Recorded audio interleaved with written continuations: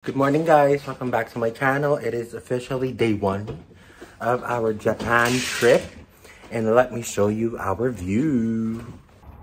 Ayan po siya. So parking lot, pero ang ganda no. Back, overlooking the mountain. Hindi naman mountain, siguro grove of trees. So ayun. Today ang itinerary natin, Leomar, is check out muna from this hotel. And then go sa Narita Terminal 2 to pick up our internet, which is Global Wi-Fi. Global Wi-Fi. Pakita ko sa inyo mamaya. How much is that? 180 pesos per day. Nabook natin through Agoda or Klook? This is Agoda. Agoda. Okay, perfect. So yun, after that, natin sa airport, syempre, punta tayo ng town. Check-in sa Airbnb. Tama ba? Yes. And then after that, hanap tayo ng pwede nating pag-withdrawhan na ATM.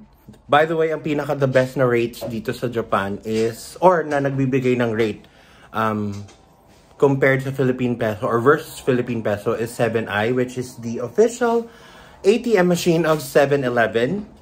So, I will also show you that. And then, sightseeing tayo mamaya pag meron pa tayong oras. Of course, I want you guys to come with me. So let's go! So this is the outfit of the day before we head out. So green shirt sa loob to match with the green pants, both Uniqlo.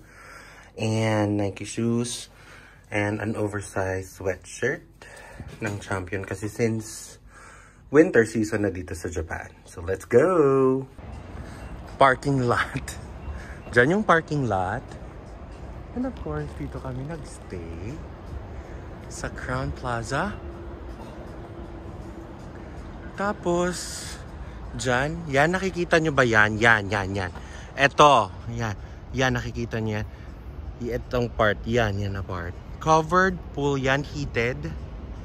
Tapos doon, yan na part. Football field. Laban? Gusto nyo yung mag-football field? Sila na sarili. So, ito, again, yung hotel namin. Well, hindi sa amin, pero pinagstayan namin. So, ayun. Andito na tayo sa Terminal 2. Pasok na tayo to get our internet.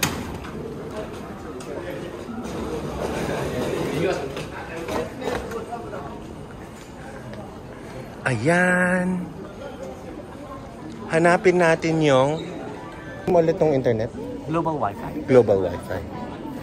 So, kamusta naman ang tulog mo, Carla? Kulang. Ang sarap nung tulog namin. Ang sarap din ng buffet. Hindi kayo na. Paano ba naman? Nag-work pa yung... Well, lahat kami nag-work eh. Lahat kami nag-work kagabi. Pag nakakita tayo ng 7i, dito na tayo mag-withdraw. Pero mukhang wala. Sabi mo meron dito? Dun, usually sa dulo. We can check. So ayun, hanapin lang namin yung Global Wi-Fi na station. Kunin namin yung internet, counter, I mean. And then, kung wala ditong 7i na bank, labas kami sa town, diretso na tayo sa Airbnb, drop off, tapos La Mierda. Okay, see you guys later! Ito yung kinuhanan namin ng internet. Ang pangalan niya, J-Wi-Fi Mobile or Global Wi-Fi. Tabi siya dito ng information desk. Here. Ito yung itsura ng Wi-Fi. Very sleek. Meron siyang kasamang power bank sa loob, charger, and everything. All the works. So, ayun guys. May 7-Eleven dito sa airport. And we happen to find an ATM machine. Ayan. Ayan na guys. It's our turn. So, what we're gonna use right now is our BDO.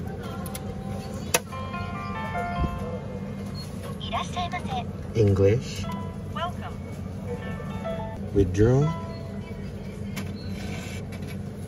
So right now, magwi-withdraw ako ng 50,000 yen. Ayan, 50,000 yen. Confirm. Pakita ko sa inyo kung magkano yung conversion. Ito yung conversion.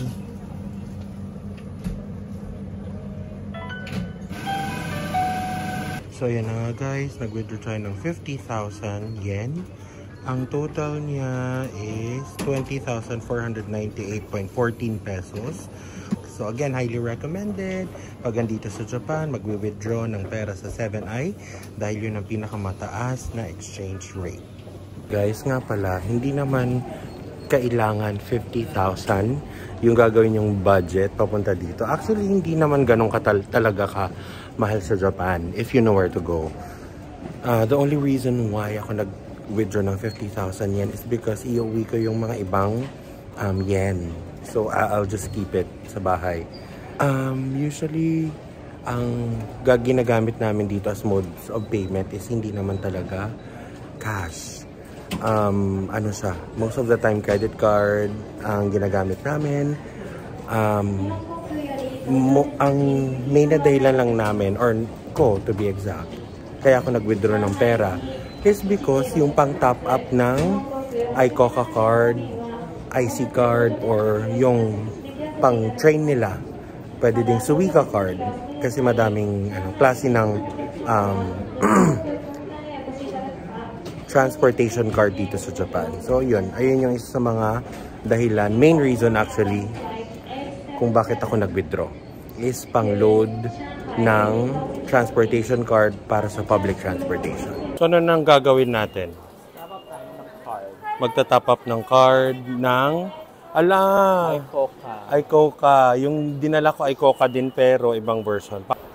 Ito yung version ng iCoca ko, yung chick. Ikaw, Carla, anong version ng iCoca mo? Kanya hindi iCoca. Sa akin hindi. Fukuoka yung kanya. Fukuoka. Bongga. So ayan, dito kami magta-top up. Dito tayo.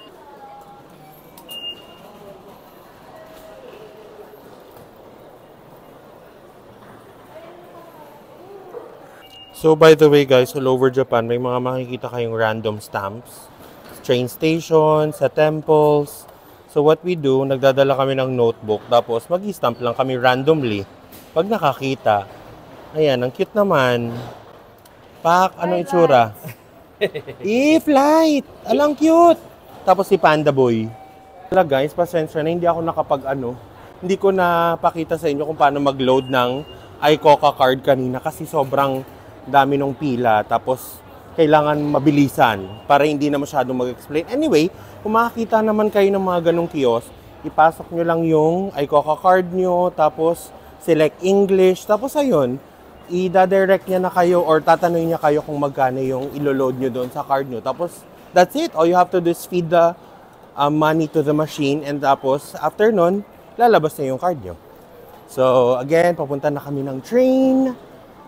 At I'll see you on the other side. Hi guys! So, andito na kami sa aming Airbnb. Struggle was real. Pero very, very light lang naman. Kasi may stairs, walang lift. Or walang elevator. Anyway, room tour? Yes. So, ayan. Eto yung door. It's securely locked. Pagpasok mo, merong may step. Dito mo iwan lahat ng sapatos mo dahil bawal sa loob. So again, it's sterilized daw. Meron, pagpasok may wash area. Meron ng washing machine. Dito yung kitchen area. Ayan, kompleto naman sa lahat actually. Dito yung table. Tapos, there's a door here which will lead you to the bath area. Shower, bath.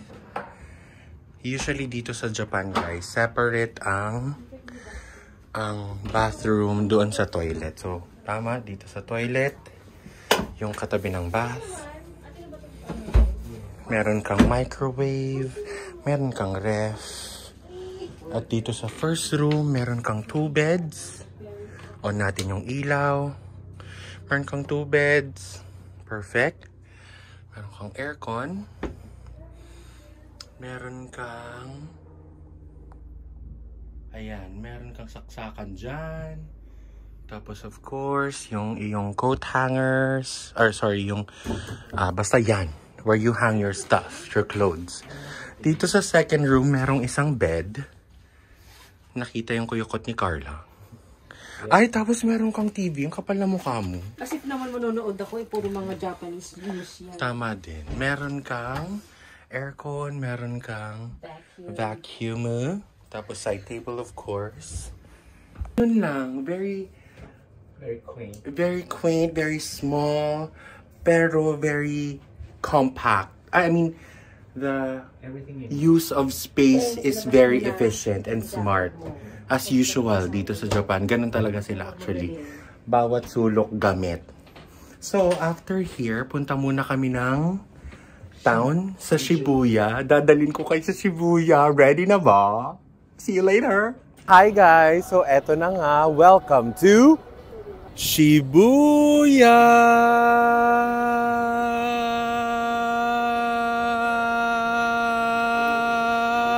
Hachiko! Shibuya! Ayun na nga guys, nandito na tayo sa Shibuya. At syempre, magkocross tayo sa Shibuya Crossing. Ano pa nga bang gagawin natin dito? Eto na, ready na ba kayo? Game! Here we go guys! Ala, ang daming nagkakamera naman pala. Pak! Oh, welcome to Shibuya Crossing, ladies and gentlemen. Hello! Ah! Starbucks. Oh, diba? Ang ganda dito. In fairness, sobrang crowded and I love it. So right now, guys, hanapin natin yung favorite namin na kainan, which is the beef place. Yung parang barbecue. Pakita ko sa inyo kung nasaan kami. Ayan, so andito tayo ngayon. Of course, the famous street. Dito guys, yung paakyat ng Starbucks.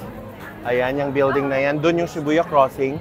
So again, papunta tayo dun sa favorite naming Yakiniku place. So since it is a Tuesday, Tuesday ngayon no guys, hindi pa masyadong crowded to no Pao? Tuesday pa lang eh. Usually ang sobrang crowded is Friday, Saturday. Last time. Ayan no, tea. High-end shops. Pero second hand. Pero still. At meron din silang IKEA. Guys. Manood kayo, ne? Ready na ba kayo? Pag humarap yan, walang gagalaw. Oy, very good kayo. Hindi tayo namatay.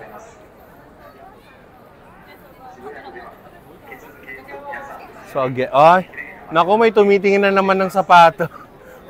Sa huli cam, nahuli ka po. Ayan. How do we feel? How are we? I don't know. Cold? Malamig, pero bearable pa siya, guys. Hindi pa siya, kailangan mag-puffer ng todo. Do you wanna sushi first? Okay. Tapos, pag dinire-diretso mo tong right side, pangalawang kalye actually, makikita mo na tong Pronto. Yan. Tapos merong malaking Charles & Keith. Tapos, if I'm not mistaken, this is Zara. Tama? Tama. Tapos, Bershka na yon.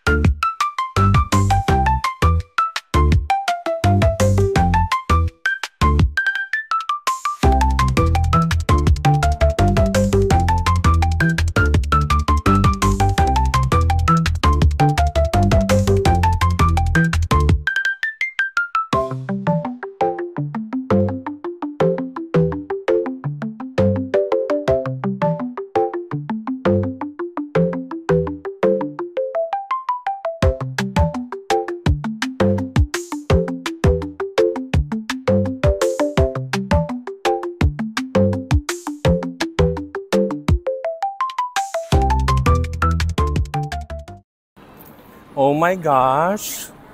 Eto na. Guys, ang weird. Usually, dito sa favorite namin is parati siyang fully booked. So this is it. Ito na ang favorite naming Yakiniku place here in Shibuya. Lakarin nyo lang straight from there. Ayo, let's go!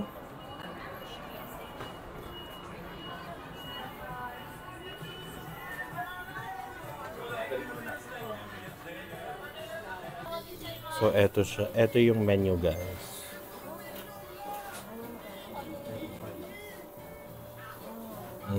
Kung titignan nyo, murang-mura din naman. Diba? Kain na kayo ng Wagyu sa murang halaga.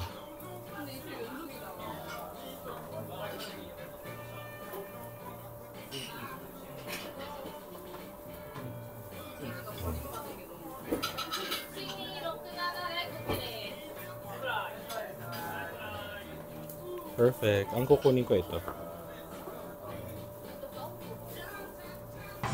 So, ayun na nga. Ang in-order ko is yung Kobe beef Sakura set. Pakita ko sa inyo mamaya kung ano yung mga andun sa order ko mismo.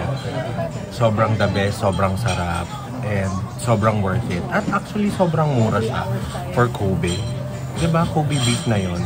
Kumbaga, sa mga highest type ng beef dito sa Japan. Okay, so let's start. Andito na yung order ko, guys. I have my small rice. I have my Kobe beef here. I have my Kobe tongue and Kobe skirt. I also have soup. And of course, I also have kimchi and onions. So, let's start eating. Itadakimasu. Oh, by the way, iluluto pa natin. Let's start with this one. Oh guys, grabe ang marbling.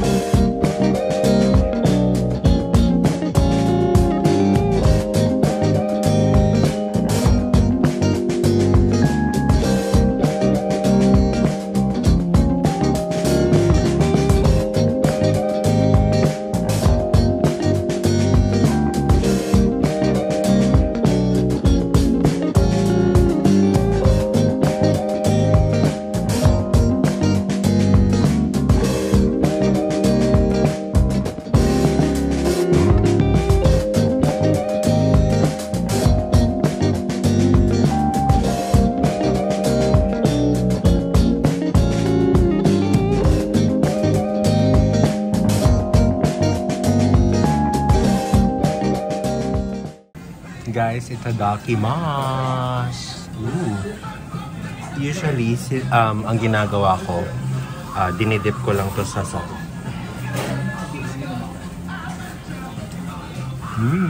Itadakimasu.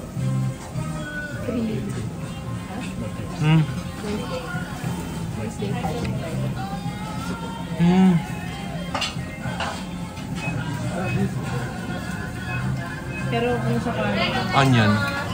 baka kakayan, dinun ko, kung kaya ko mag-attend ng Geo ko. Kasi 2 AM kasi magpupunta. Masarap, guys. Pag andito kayo sa Japan, highly recommend na kumain kayo dito. Dito sa Yakiniku Like. Try naman natin itong beef skirt with kimchi. Saka dip natin ng konti ulit sa salt. Yeah.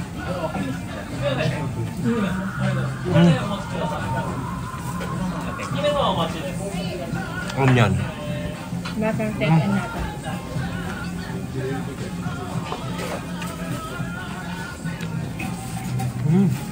Sarap ba?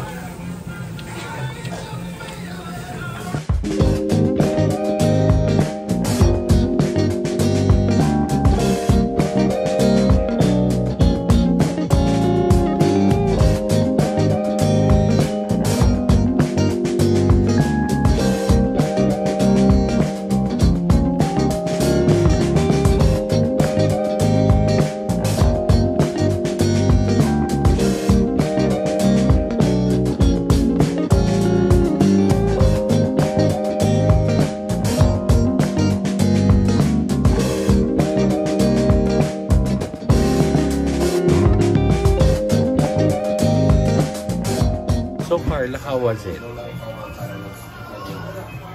Yun lang, wala na. No words. No words needed, no? No words. Latado.